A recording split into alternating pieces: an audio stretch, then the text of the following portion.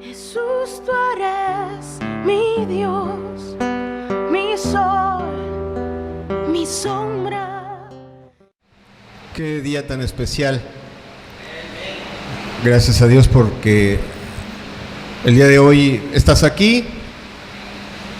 Es un día doblemente especial porque tenemos hermanos de Córdoba, de Piedras Negras, de Querétaro y de otros lugares, de Coatzacoalcos, ¿verdad?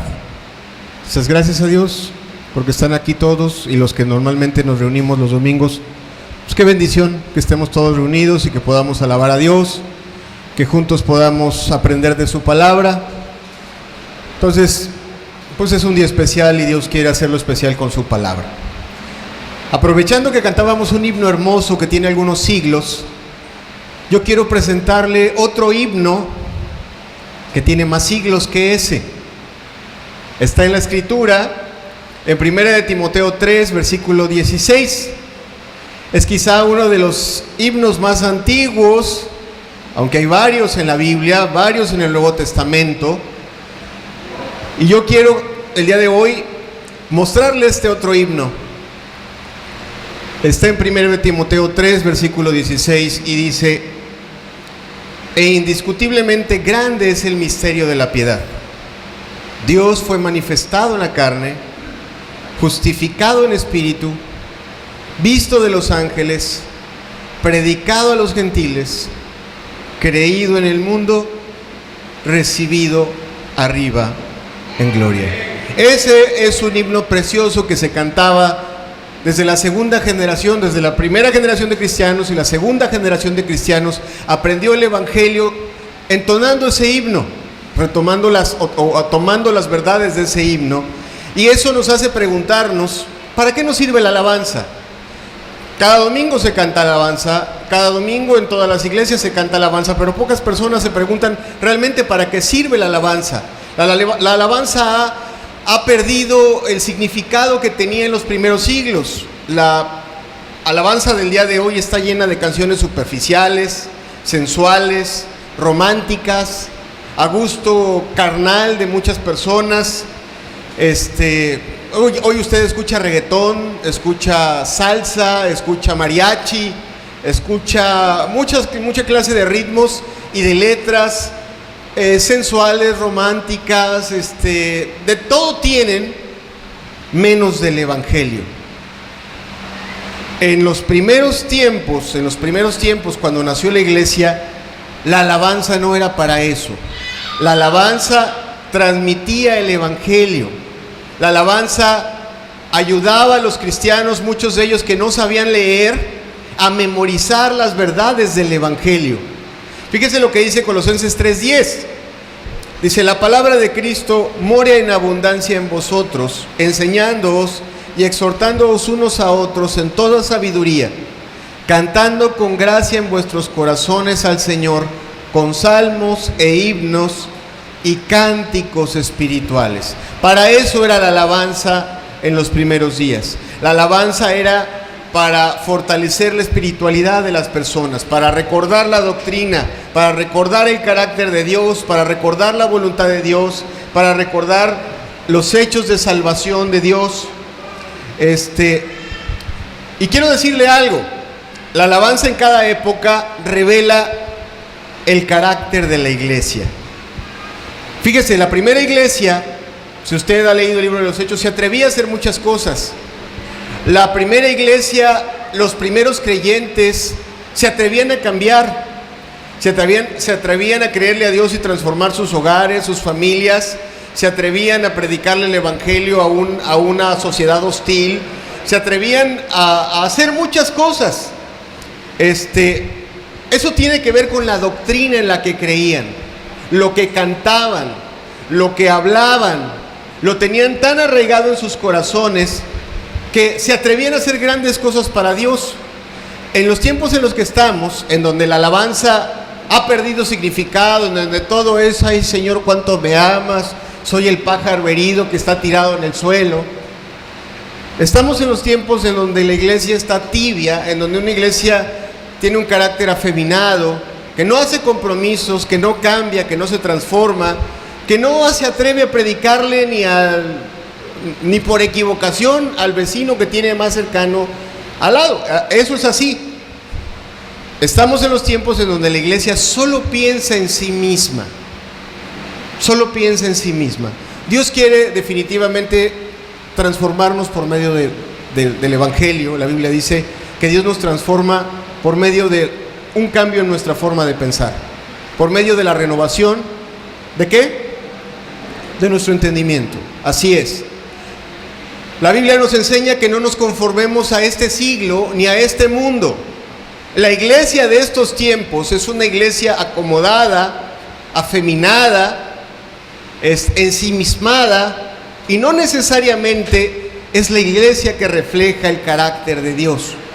Ahora, yo le decía que quería presentarle este himno. ¿Qué le parece si hacemos una oración y le pedimos al Señor que sea su palabra, su espíritu el que nos hable en esta mañana?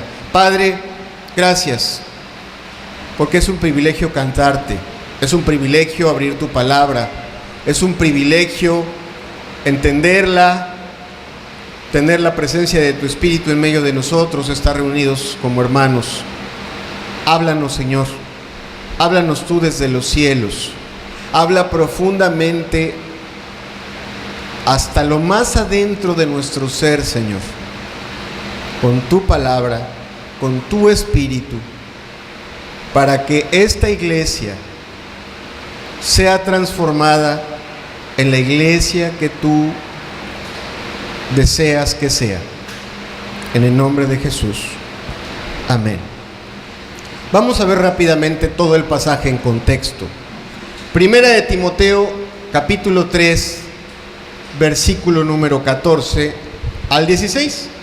Es una carta que Pablo le escribe a Timoteo y le dice: esto te escribo, aunque tengo la esperanza de ir pronto a verte, para que si tardo, sepas cómo debes conducirte en la casa de Dios, que es la iglesia del Dios viviente, columna y baluarte de la verdad. Versículo 16: e indiscutiblemente grande es el misterio de la piedad. Dios fue manifestado en carne, justificado en espíritu, visto de los ángeles, predicado a los gentiles, creído en el mundo, recibido arriba en gloria. Primero, Pablo, antes de decirle o recordarle a Timoteo un himno que juntos cantaron muchas veces, le recuerda lo que la iglesia siempre ha sido. La iglesia siempre ha sido fundamental en los planes de Dios para esta tierra. La Biblia, Dios en su palabra nos presenta a la iglesia, y la iglesia no es un templo, la iglesia es un grupo de personas que creen en Dios a la manera que Dios le pide. Eso es la iglesia, y Dios se refiere a ella como una columna que sostiene una verdad. Como esas columnas sostienen el techo, así ese grupo de personas sostiene una verdad, la sostiene delante de un mundo que necesita mirarla, que necesita creerla, que necesita verla. Así se refiere Dios. Este mundo necesita ver a Dios y saber la verdad, y lo ha de saber y lo ha de conocer a través de ese grupo de creyentes que se llaman iglesia. Ahora bien, Primera de Timoteo es una epístola de instrucciones a Timoteo para que él sepa, porque él es un líder de esa iglesia y él tiene que saber qué es la iglesia, quiénes son sus miembros, cuánto valen, cuánto respeto merece cada miembro, porque fue comprado por la sangre de Jesucristo. Le escribe cómo debe de ser la enseñanza y quién debe darla. Ahí está ese pasaje que a muchos no les gusta que se les cite, en donde a la mujer no se le permite ejercer autoridad sobre el varón, ¿verdad? Ahí está. Entre otras muchas cosas se refleja el carácter de la iglesia y se refleja el carácter de aquellas personas que tienen la condición para ser líderes de la iglesia. También Pablo le dice a Timoteo sobre la amenaza que la iglesia tiene de que entren falsas doctrinas. Y en ese entonces había muchas falsas doctrinas como las hay en nuestros días. Por ejemplo, existía el gnosticismo, que decía que Jesucristo no había venido en carne. Existía también personas que negaban su divinidad, como las existe el día de hoy. O sea, todo el mundo aceptaba que Jesucristo había estado, pero muchos negaban que Jesucristo era el Hijo de Dios. Había otros de la secta de los fariseos que negaban y daban su vida por negar la resurrección. Otros se introducían en la iglesia para hacer que la iglesia volviera a ser judía, se convirtiese de nuevo a los ritos y tradiciones de la religión judía y que están en el Antiguo Testamento. Había personas que querían convertir el cristianismo en un legalismo, en una serie de reglas estrictas, inflexibles, y había otros que querían convertir la gracia de Dios en una pachanga o en un libertinaje, en una forma de vida liberal, en donde cada quien podía hacer lo que quisiera. Entonces, esa epístola de Pablo a Timoteo tiene muchas enseñanzas acerca de la iglesia. Le instruye sobre varias de ellas, sobre el carácter, sobre todas esas cosas. Ahora bien, voy a centrarme en un punto en el cual se centra Pablo. Una iglesia que tenía deficiencias en la comprensión de la doctrina, tenía deficiencias también en su forma de vivir y en su forma de transmitirla a los demás. Así. Por eso Pablo estaba tan preocupado por definir la iglesia y dibujarla lo mejor posible, para que Timoteo y todas las personas a las cuales Timoteo también tenía que enseñar, la comprendieran bien.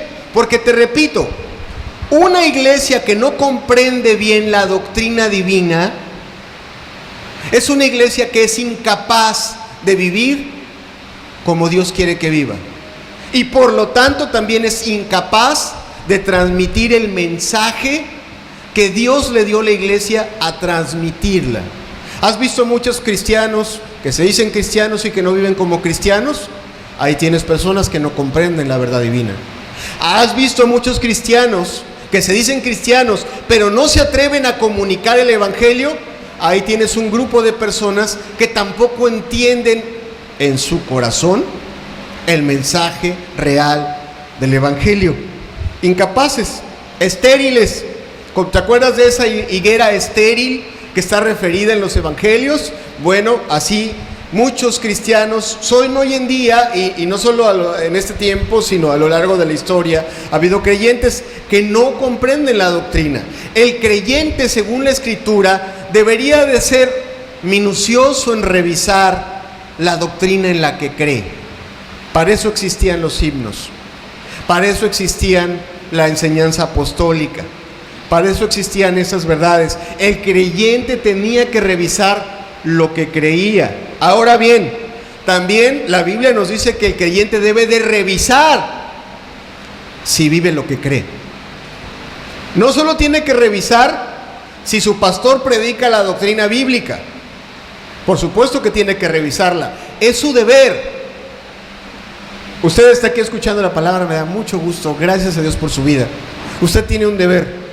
Usted no tiene que comprar todo lo que le vendemos desde el púlpito.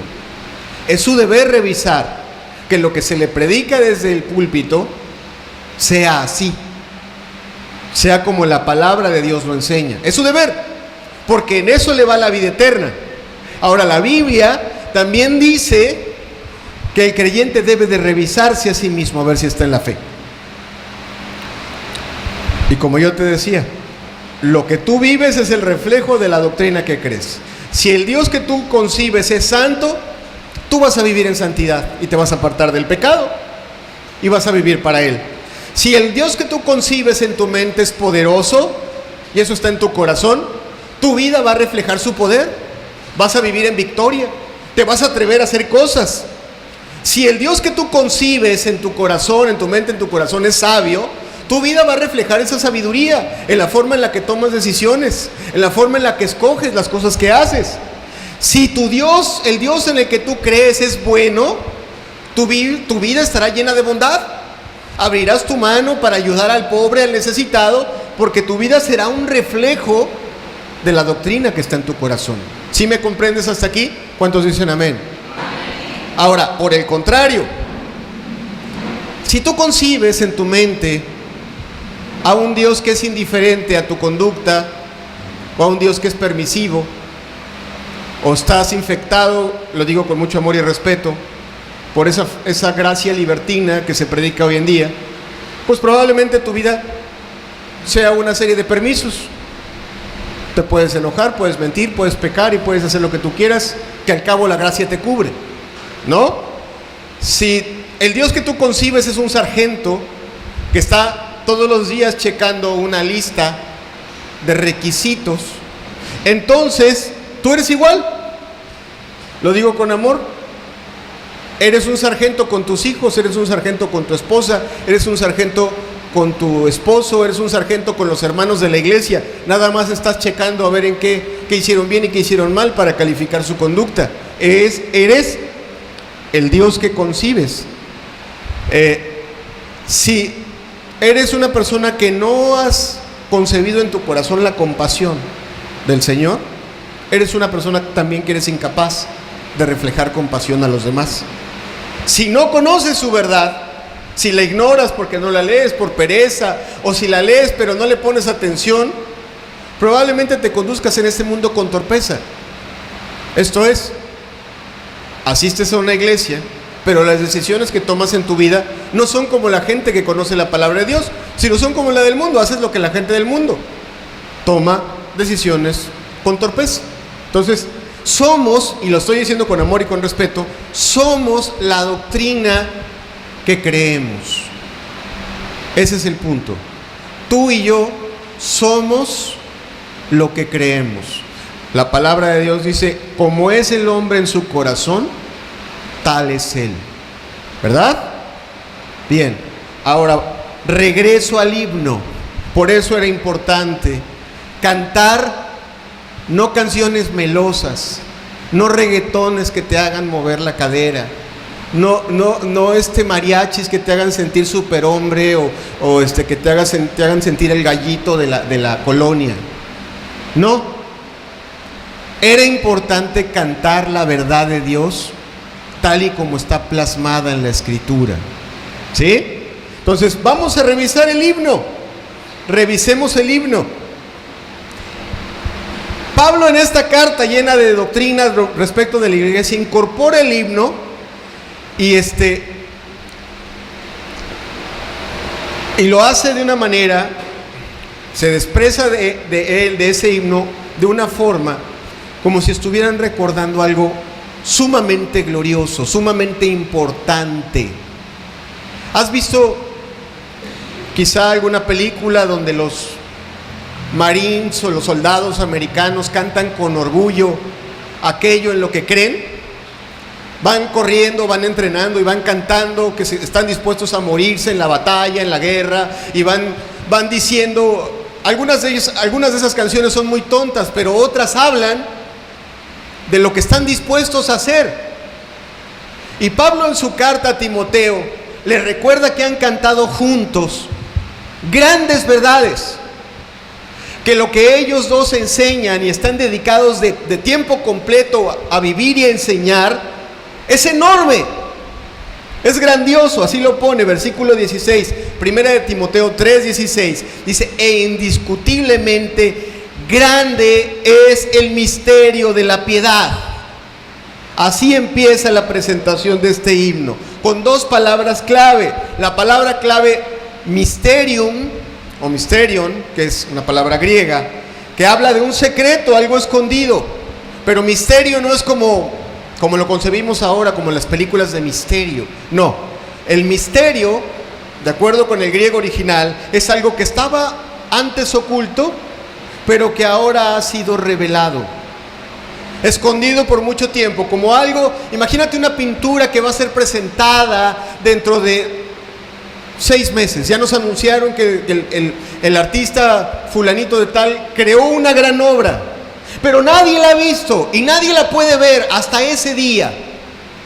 Y hay una gran expectación, porque esta persona ha hecho grandes obras, ha impresionado al mundo con grandes cosas, pero nadie sabe qué hay detrás de esa cortina que tapa esa obra, y se van a tener que esperar 6 meses. Bueno, cuando la Biblia habla de misterios, habla en ese lenguaje, que hay cosas que estuvieron ocultas por mucho, mucho tiempo, y que hubo personas que anhelaron ver debajo de esa cortina y no lo pudieron ver, ¿sí? Y que le fue descubierto a otras. Ahora, cuando la Biblia habla de misterios, también habla de aquellas cosas que no pueden ser conocidas por medios naturales, sino que se necesita que alguien las revele o las descubra. En este caso está refiriendo a aquella revelación que trae el Espíritu Santo. Entonces Pablo se está refiriendo a ese misterio. Fíjate, Colosenses, la Biblia habla del misterio y es importante entenderlo. El Evangelio es un misterio y nosotros deberíamos de aprenderlo a verlo así, como una gran obra a la cual tú y yo tenemos acceso, pero que otros no tuvieron acceso. A una gran presentación. Fíjese, hace poquito, y la verdad, discúlpeme la burda comparación, pero todo el mundo, los jóvenes, la sociedad, estuvo esperándose un año entero para ver el desenlace de una película de superhéroes de historietas animadas, ¿verdad?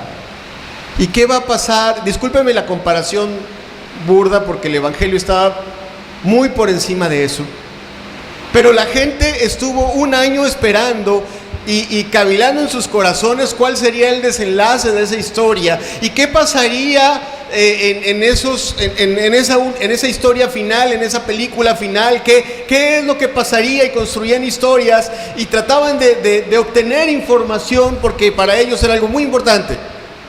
Bien, la Biblia nos presenta al Evangelio, a lo que Jesucristo hizo por nuestras vidas, como un misterio escondido, al cual muchas personas, los profetas mismos, anhelaron, desearon recibir tan solo una gotita de ese conocimiento. Imagínese usted un hombre tan grande como el profeta Elías, que hizo descender fuego del cielo, o alguien tan espiritual como David, que cantó salmos increíbles, preciosos, en donde Cristo se ve crucificado, recibido en los cielos, o alguien de gustos tan exquisitos como Isaías, con revelaciones preciosas de Jesucristo en la cruz.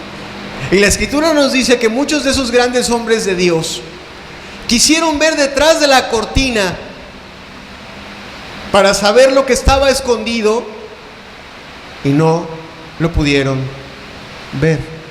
Fíjese cómo lo dice Colosenses 1, 26 y 27 dice: el misterio que había estado oculto desde los siglos y edades, pero que ahora ha sido manifestado a sus santos, a quienes Dios quiso dar a conocer las riquezas de la gloria de este misterio entre los gentiles, que es Cristo en vosotros, la esperanza de gloria.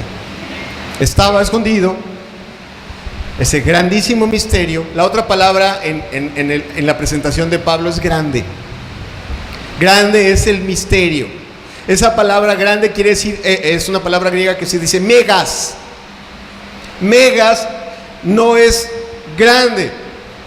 Megas es inmenso, es gigantesco, es glorioso, es enorme. Lo puedes usar para las formas y te estás refiriendo a algo gigante. Te puedes referir para los grados o la intensidad y puedes entenderlo como algo sumamente intenso. O cuando estás hablando del rango de una persona, estás hablando de lo más alto, eso es megas. Entonces cuando Pablo le está diciendo a Timoteo, esta verdad que tenemos tú y yo, este mensaje que tenemos tú y yo, es inmensamente, tenemos un inmenso privilegio. Es grandísimo el privilegio de que a ti y a mí, por encima de Elías, Isaías, y de todos esos grandes hombres de Dios, Moisés, José, Abraham, nos haya sido revelado a nosotros, nos haya sido dado y nos hayan contado a nosotros, a ti y a mí, como herederos, como poseedores y como administradores de comunicar esa verdad. Entonces, eso es grandísimo. Es grandísimo ese misterio. Así se lo presenta Pablo. O sea, cuando lo cantaban, no te imagines tú a Pablo y a Timoteo cantando como en muchas iglesias en donde no ha llegado la hermana, está la alabanza y... No. Cuando ellos cantaban ese himno, de verdad en sus corazones sentían la profundidad del grandísimo privilegio que tenían de haber sido hechos participantes, herederos, poseedores y administradores del Evangelio. ¿Sí? Lo sentían profundamente en el corazón. Ahora bien, ahora sí voy al himno. El himno tiene 6 líneas. Y esas 6 líneas están agrupadas en 2 pares de ideas contrastadas entre sí. La carne y el espíritu es la primera. Veamos.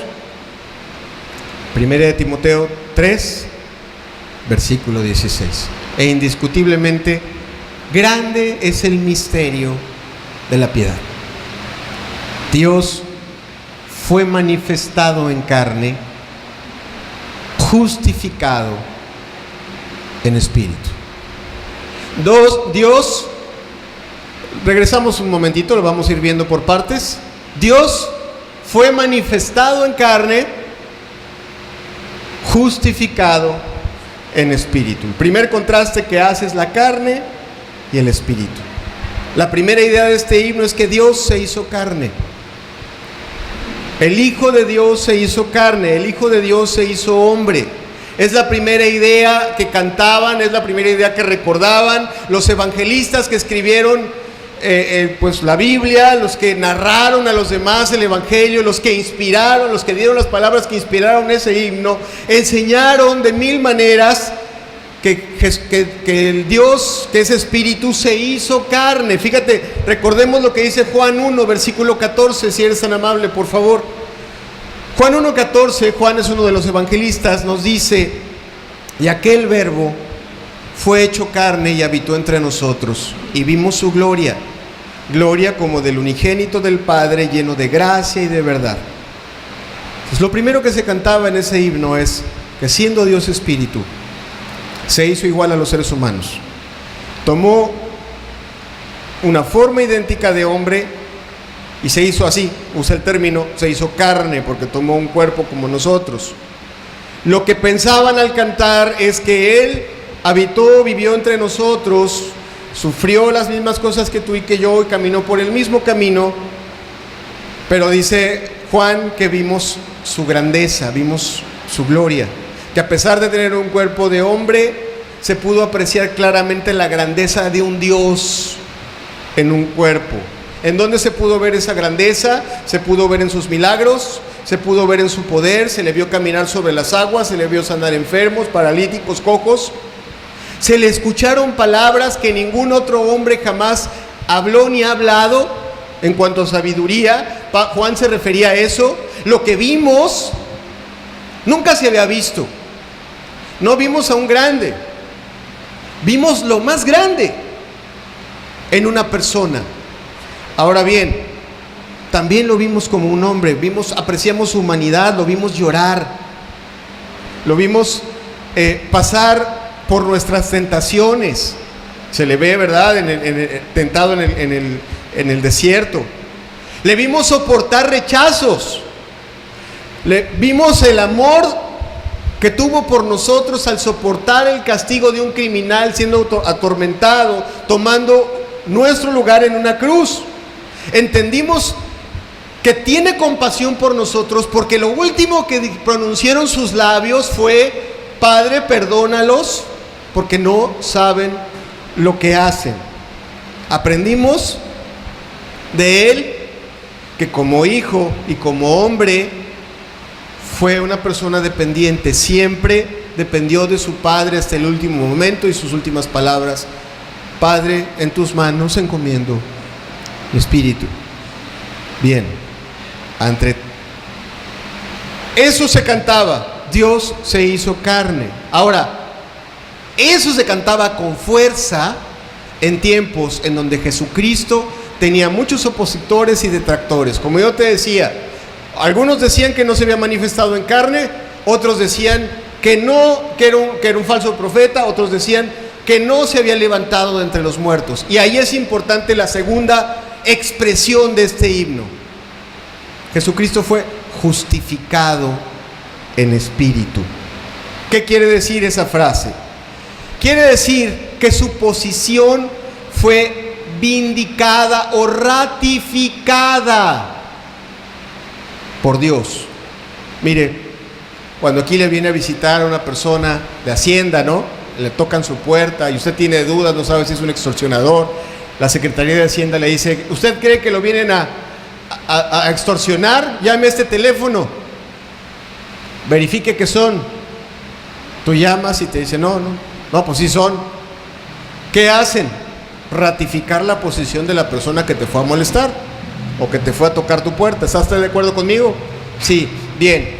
La segunda expresión de este himno es que Jesucristo fue ratificado, confirmado, vindicado por Dios. Sus credenciales de hijo de Dios fueron confirmadas desde los cielos. ¿Cómo? Por medio de sus milagros. Los milagros que hizo, las cosas que hizo, que son sobrehumanas, fueron confirmadas desde los cielos. Sus palabras, sus profecías, aún el día que dijo que del templo de Jerusalén no iba a quedar piedra sobre piedra, cada palabra que dijo fue confirmada desde los cielos. ¿Cuántos dicen amén? Ahora bien, cuando él fue a ser bautizado por Juan, él fue señalado desde los cielos como hijo de Dios. Se oyó una voz fuerte, se vio el Espíritu como una paloma, y hubo muchos testigos que oyeron esa voz y que vieron esa señal, y una vez más el Hijo de Dios fue confirmado por el Espíritu desde los cielos. El Padre lo confirmó como su Hijo el día que estaba reunido con sus apóstoles y se transfiguró delante de ellos. Y ellos dijeron: entonces, Señor, vamos a oír a Elías, es bueno que esté Elías, Moisés aquí. No, este es mi Hijo amado, en quien tengo complacencia, a él oíd. Entonces él fue confirmado desde los cielos. Pero la más fuerte prueba, ratificación o certificación de que Jesucristo no era un impostor está en su resurrección. Cuando Dios lo levantó de entre los muertos, quedó plenamente confirmado, no por las palabras de Cristo, sino por el grandísimo milagro de la resurrección, que Él era Hijo de Dios. Y así lo dice Romanos 1, versículos 3 y 4. Dice, está hablando acerca de su Hijo, nuestro Señor Jesucristo, que era del linaje de David según la carne, que fue declarado Hijo de Dios con poder, según el Espíritu de santidad, por la resurrección de entre los muertos. O sea, fue declarado así, declarado Hijo de Dios, con todo el poder de Dios, cuando se levantó de entre los muertos. Su posición fue ratificada y fue confirmada, y eso se cantaba. Eso se cantaba. Jesucristo no nada más estuvo aquí y enseñó, hizo milagros y lo vimos y nos amó. No, Jesucristo fue confirmado por el Padre, por su poder, su gracia, su gloria, todo lo que Él era, todo lo que Él enseñó, tiene una clara certificación divina de que Él era quien decía ser. Ahora, la siguiente línea del himno. Bueno, aquí hago una pausa. Amado, hay mucha gente que no tiene fe. Hay mucha gente que escucha el Evangelio y no se atreve a creer y no se atreve a cambiar. Amado, si tú cantaras todos los días que Jesús fue manifestado en la carne y fue justificado en espíritu, y recordases al cantarlo esas verdades, te atreverías a hacer muchas cosas. Si al cantar que Dios fue manifestado en la carne, recordarías que pasó por tus tentaciones, que lloró por ti, que te mostró compasión, que fue a la cruz por tu vida. Si recordaras que fue justificado en espíritu, recordarías realmente que se levantó de los muertos, que prometió levantarte de los muertos, que prometió darte poder, que dijo que te iba a dar el Espíritu Santo y que dijo que ibas a ser hecho hijo de Dios. Y si lo creyeras y viviera eso en tu corazón y así lo cantaras, tu vida estaría llena de poder. Amén. Ahora bien, la siguiente parte del himno menciona a los ángeles y a los hombres. Menciona a otros testigos de lo que se canta. Volvemos a 1 de Timoteo 3. Dice: Dios fue manifestado en la carne, justificado en el espíritu, visto de los ángeles. Si seguimos adelante, predicado a los gentiles. Dos grupos de testigos diferentes: los ángeles y los hombres. Empiezo por los ángeles. La obra que Jesucristo hizo en esta tierra hace 2000 años fue observada por los ángeles.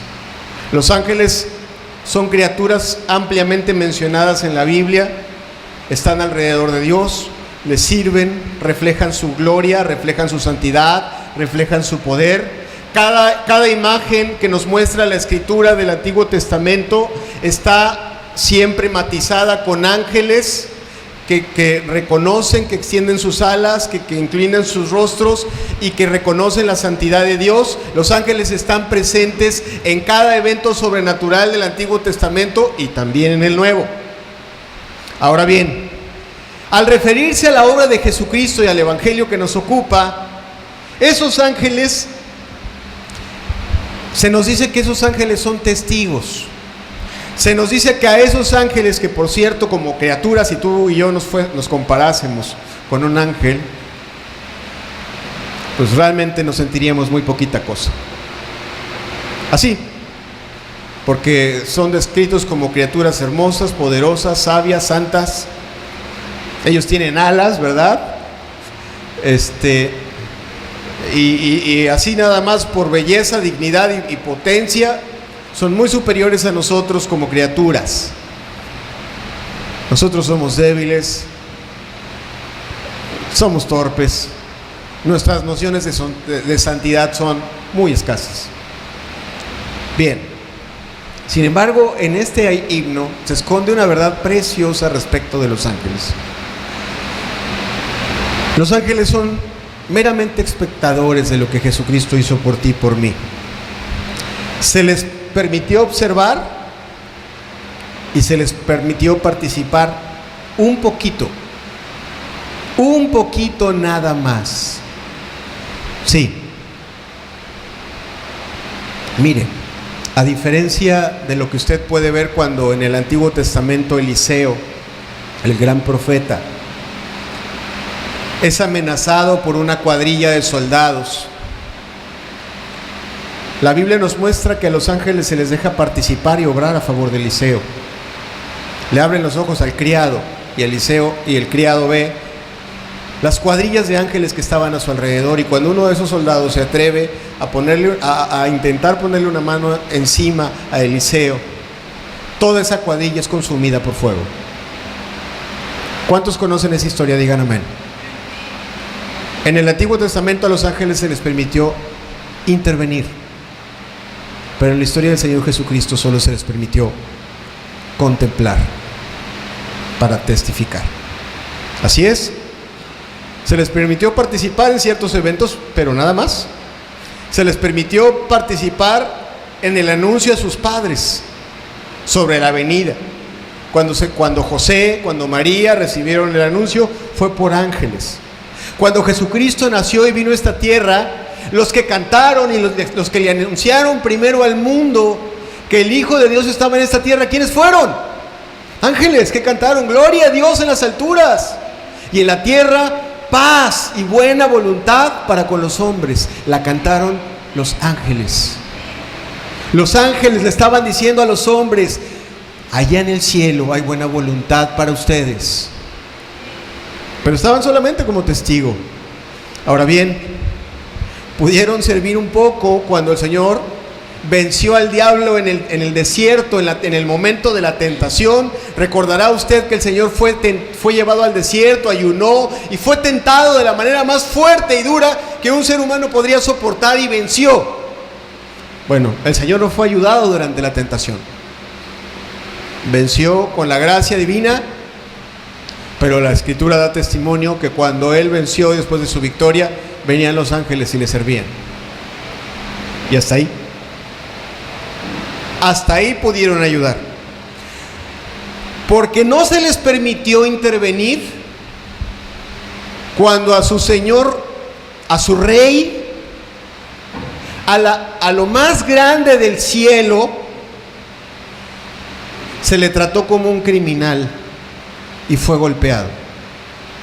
Cuando fue golpeado, fue tomado como criminal.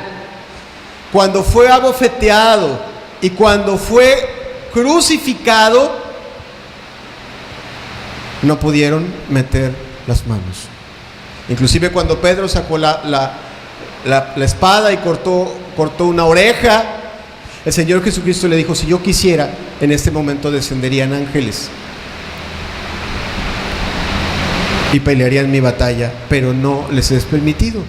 No es así la voluntad de Dios. Entonces vieron cómo a su Rey, a su Señor, aquel que adoran todos los días desde la eternidad y hasta la eternidad, fue lastimado, fue crucificado, fue despreciado, fue burlado, y estuvieron con las manos atadas atrás. No pudieron intervenir. El día que aquellas personas por las cuales Él estaba muriendo gritaron: crucifícale. Yo no sé qué hubiéramos sentido tú y yo si tú y yo hubiéramos sido ángeles.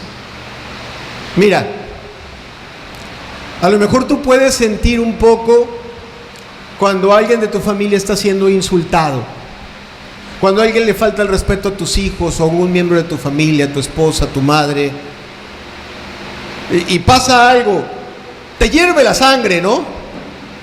Por muy cristiano que seas, algo pasa dentro de ti y dices: esto no.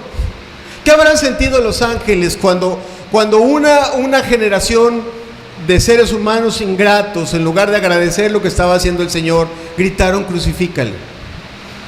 Bueno, no se les permitió tampoco meter las manos.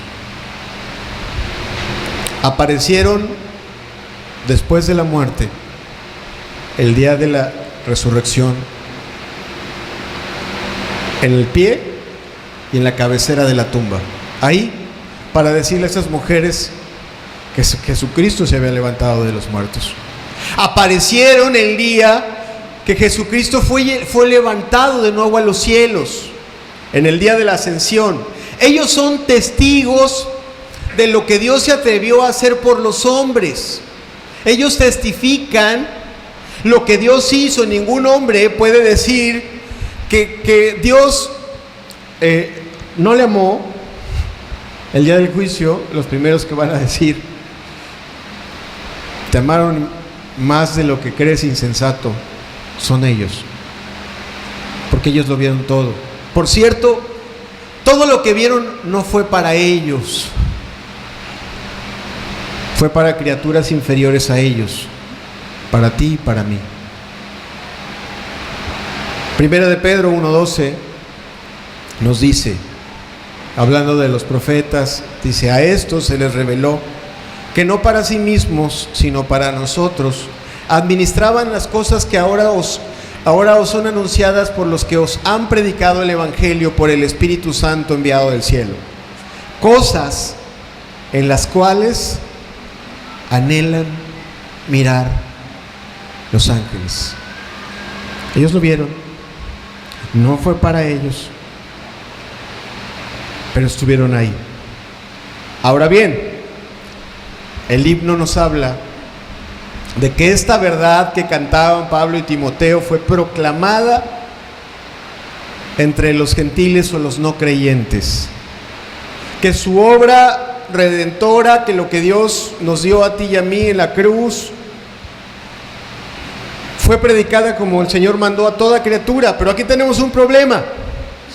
Aquí tenemos un problema real que no nos detenemos a pensar muchas veces.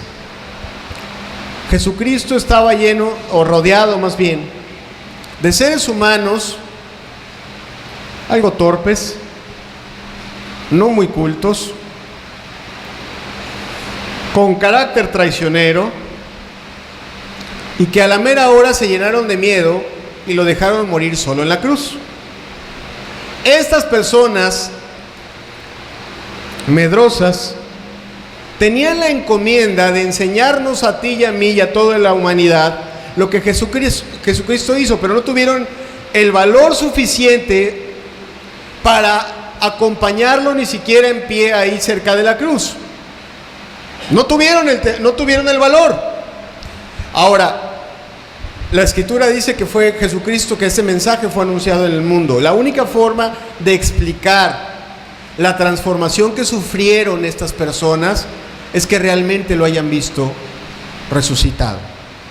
La Escritura da testimonio de que mientras ellos no tenían la certeza de que Jesucristo realmente se hubiera levantado de los muertos, estaban escondiditos, guardaditos, deprimidos y llenos de miedo.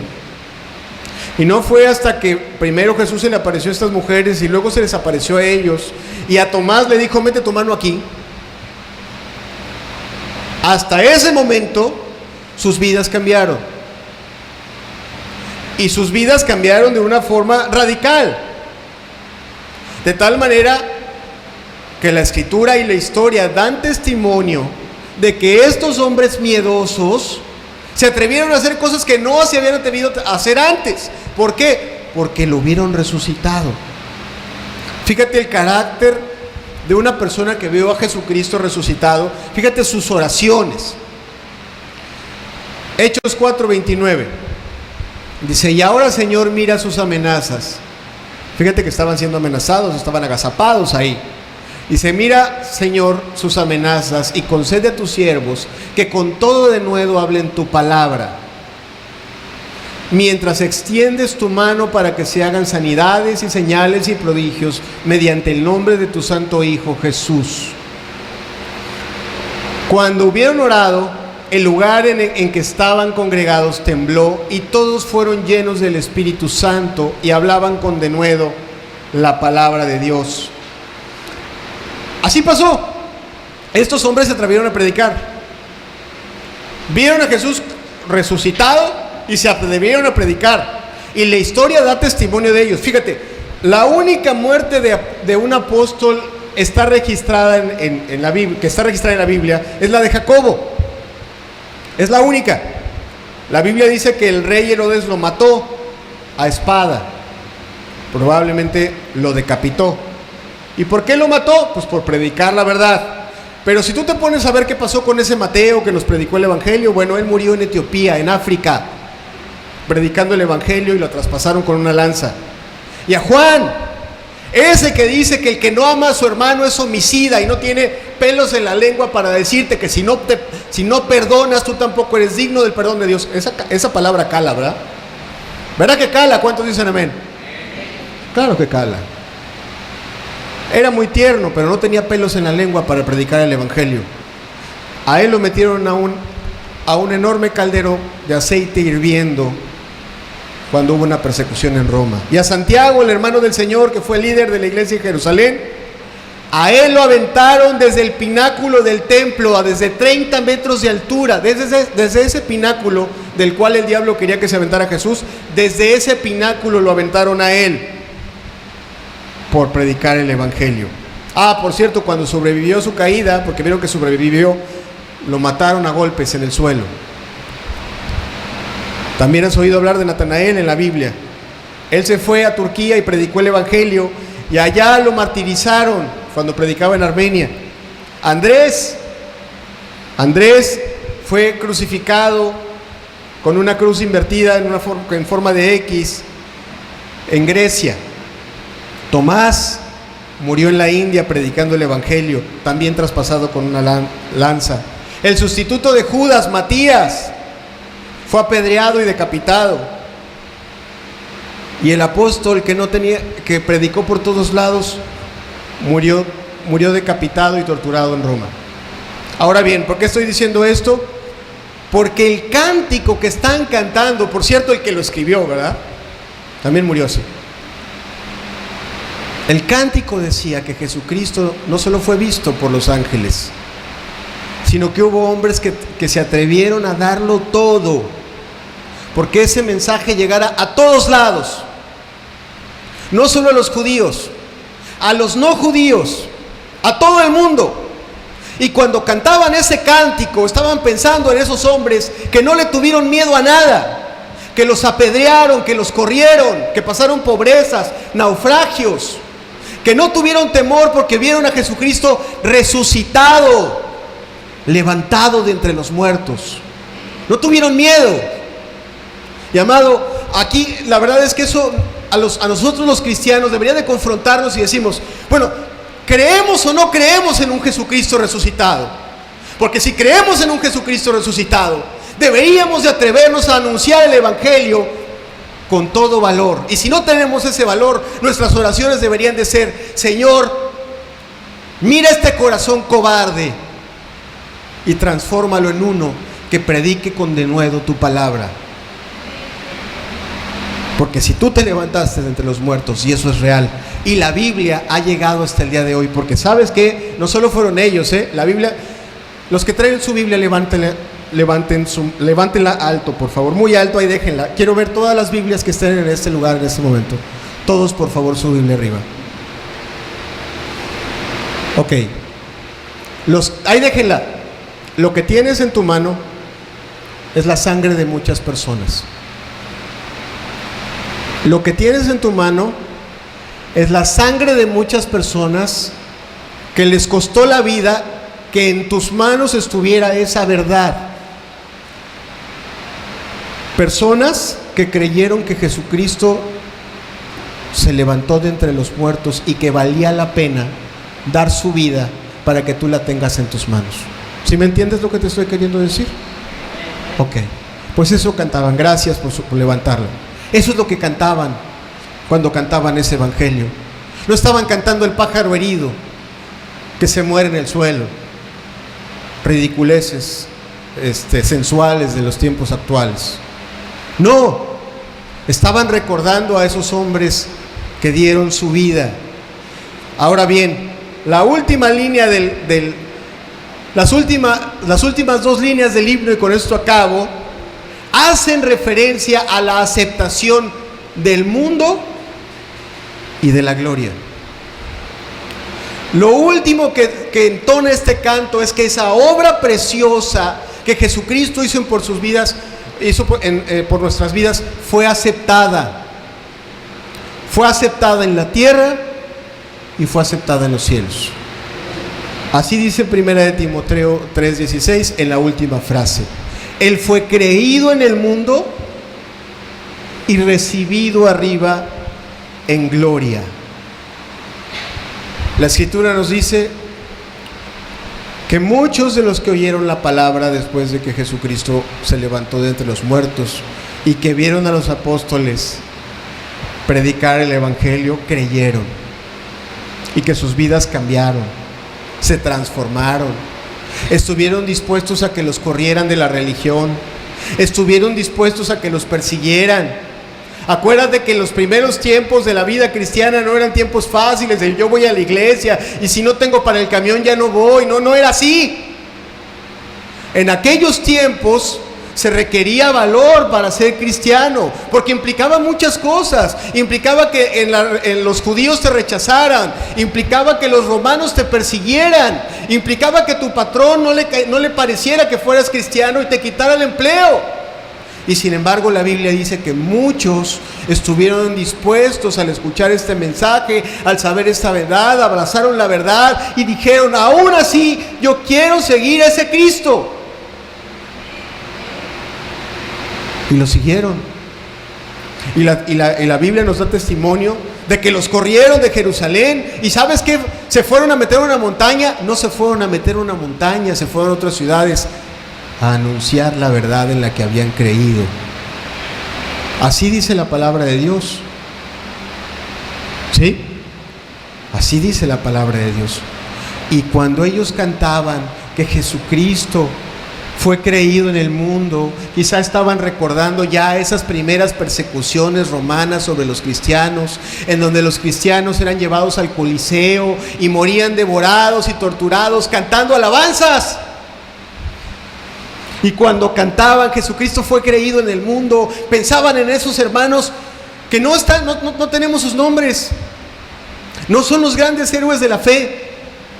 Sin embargo, sus vidas demostraron que el Evangelio penetró profundamente en sus corazones y que sus vidas cambiaron y se transformaron, y estuvieron dispuestos a pagar el precio que fuera por hacer la voluntad de Dios, costara lo que costara, porque eso es creer. Es fácil decir en nuestros días, en los tiempos de la iglesia light: yo creo. No, yo creo, sí, yo soy cristiano. Yo también soy cristiano. Mira, ¿ya viste la calcomanía que traigo en mi coche? Yo soy cristiano. En esos tiempos, ser cristiano era estar dispuesto a morir junto a otro en el Coliseo. En esos tiempos, ser cristiano era estar dispuesto a predicar el Evangelio aunque te dieran una golpiza. En esos tiempos, ser cristiano era volver realmente el corazón a los padres a los hijos a los padres.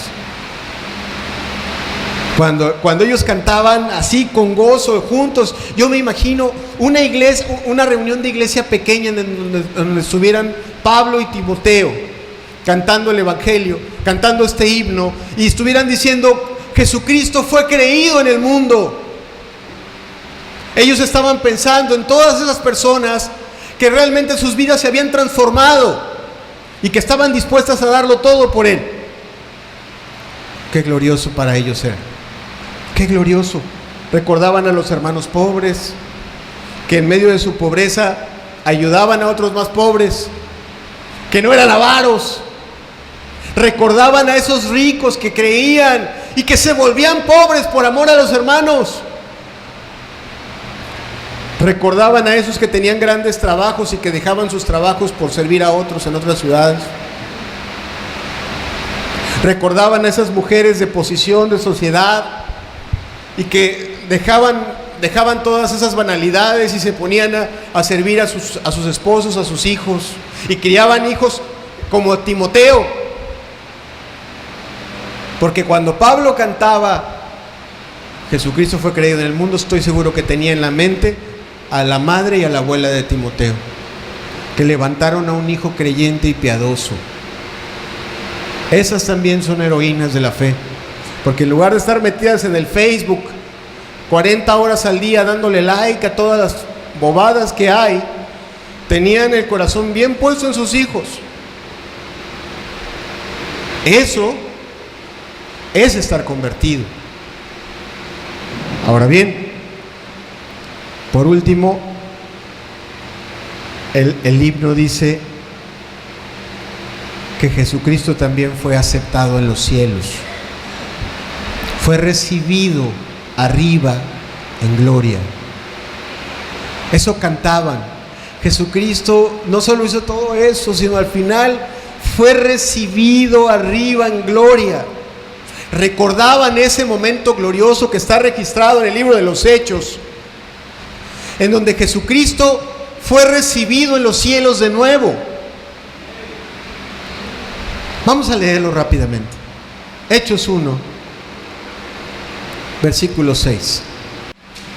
Entonces, los que se habían reunido le preguntaron, diciendo: Señor, ¿restaurarás el reino a Israel en este tiempo y les dijo: no os toca a vosotros saber los tiempos o los sazones que el Padre puso en su sola potestad, pero recibiréis poder cuando haya venido sobre vosotros el Espíritu Santo, y me seréis testigos en Jerusalén, en toda Judea, en Samaria y hasta lo último de la tierra. Y habiendo dicho estas cosas, viéndolo ellos, fue alzado y le recibió una nube que le ocultó de sus ojos. Y estando ellos con los ojos puestos en el cielo, entre tanto que él se iba, he aquí se pusieron junto a ellos 2 varones con vestiduras blancas, los cuales también les dijeron: varones galileos, ¿por qué estáis mirando al cielo? Este mismo Jesús que ha sido tomado de vosotros al cielo, así vendrá como le habéis visto ir al cielo.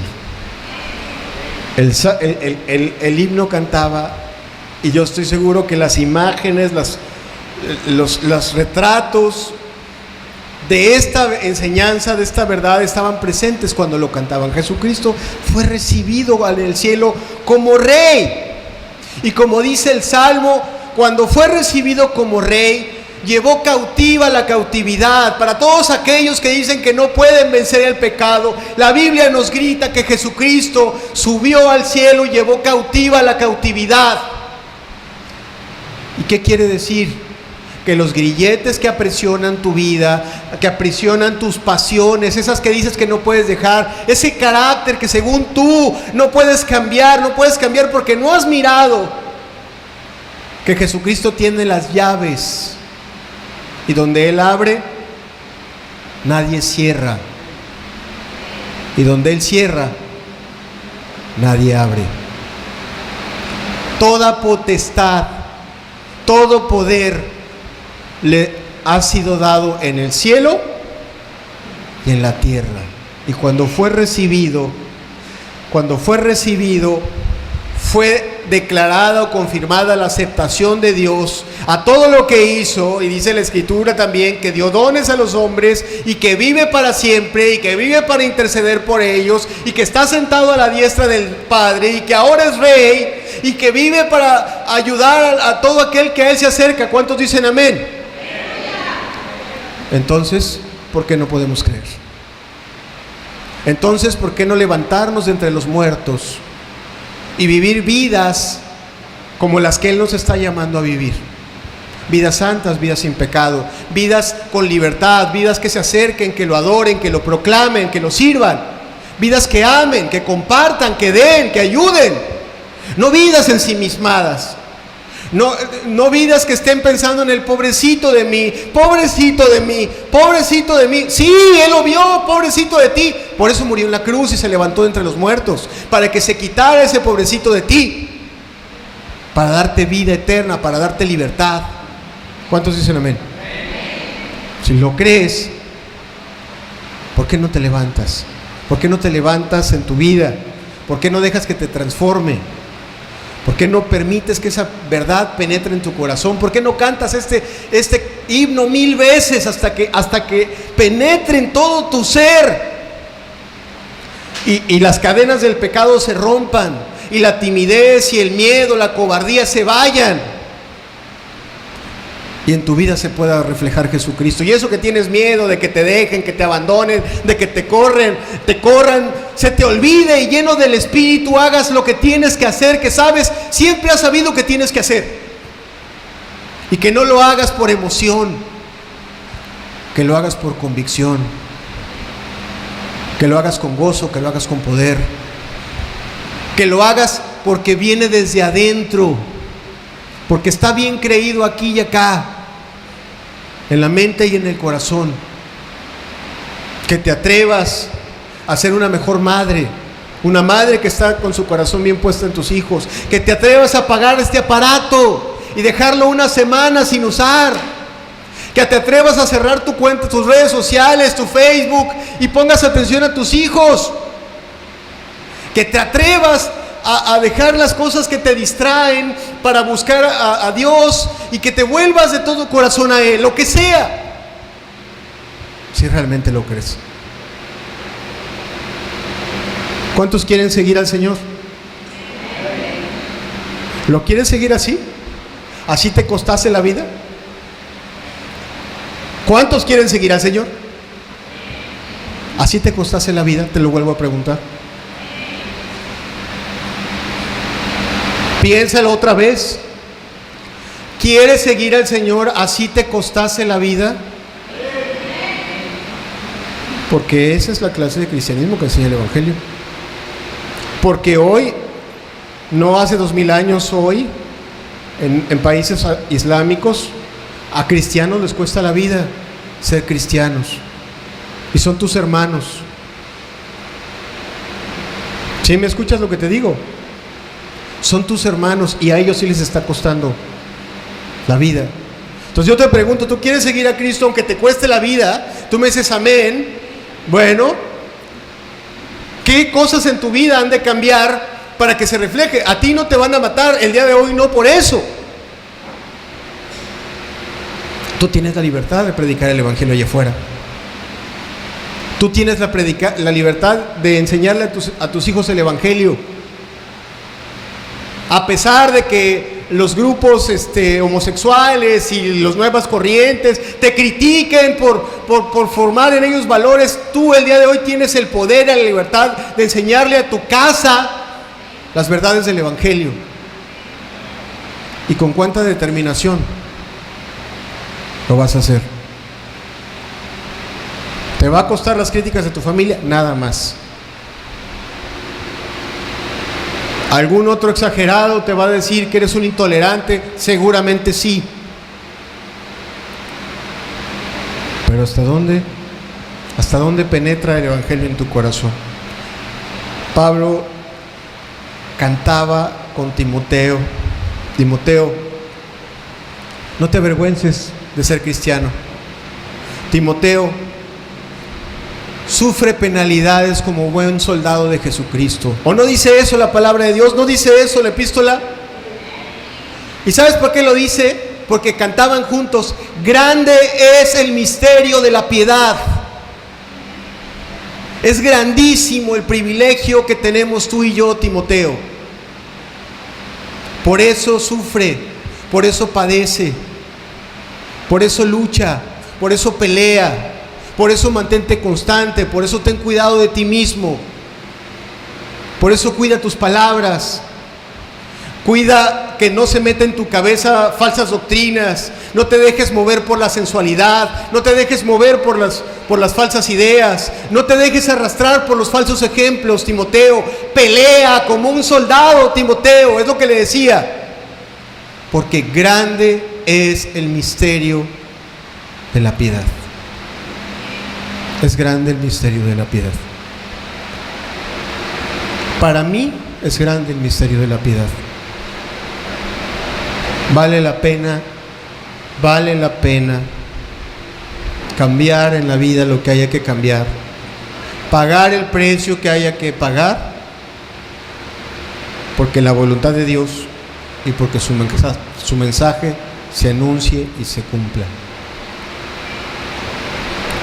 Algunos cristianos que están aquí, se los digo con mucho amor y con mucho respeto, no se atreven a predicar el Evangelio. No se atreven. Hasta el día de hoy se parecen a Tomás, que no ha visto a Jesucristo resucitado. Están acobardados, encerrados en sus casas. Me refiero a aquellos que tú conoces al Señor desde hace tiempo como Salvador. Ojalá que al meditar estas palabras el Señor te permita verlo de nuevo tal y como está en realidad. No está crucificado, está resucitado, está vivo, está sentado en su trono. Y si está sentado en su trono, sus soldados deberían de estar peleando la batalla en el frente que tienen que estar peleando la batalla. ¿Cuántos dicen amén? Dios te conceda ese privilegio. ¿Qué te parece si terminamos esta reunión poniéndonos de pie y cerrando los ojos un momento? Padre, mientras entonamos este canto, yo te suplico que lo asistas con tu espíritu, como lo asistías en los tiempos de la primera iglesia.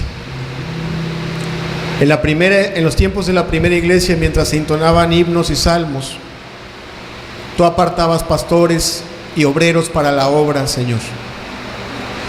Tú les recordabas a la gente las grandes verdades del Evangelio y transformabas sus vidas, Señor. Padre, que el día de hoy, al entonar juntos este canto, nuestras vidas también sean transformadas. Que en este mismo lugar llames a predicadores, llames a tu iglesia a moverse a anunciar el Evangelio, llames a los nuevos creyentes a atreverse a vivir vida santa, Señor. Llames a los padres a volver el corazón a sus hijos. Llames a tu iglesia a proclamarte Rey, Señor. Llames a las maestras de escuela dominical que hacen falta, porque tú eres ese gran Rey del que se habla desde hace muchos años. Grande es la revelación que nos ha tocado recibir a nosotros, Señor.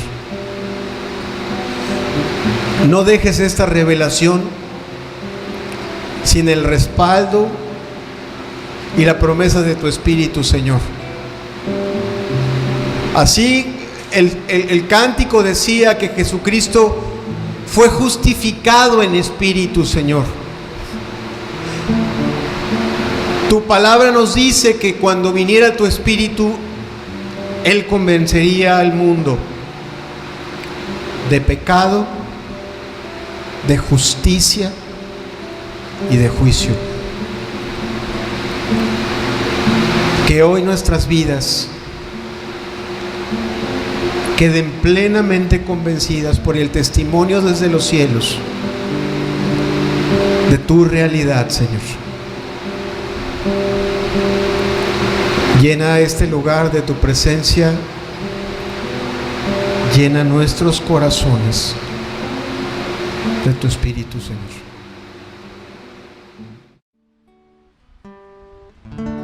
Cambia mi corazón,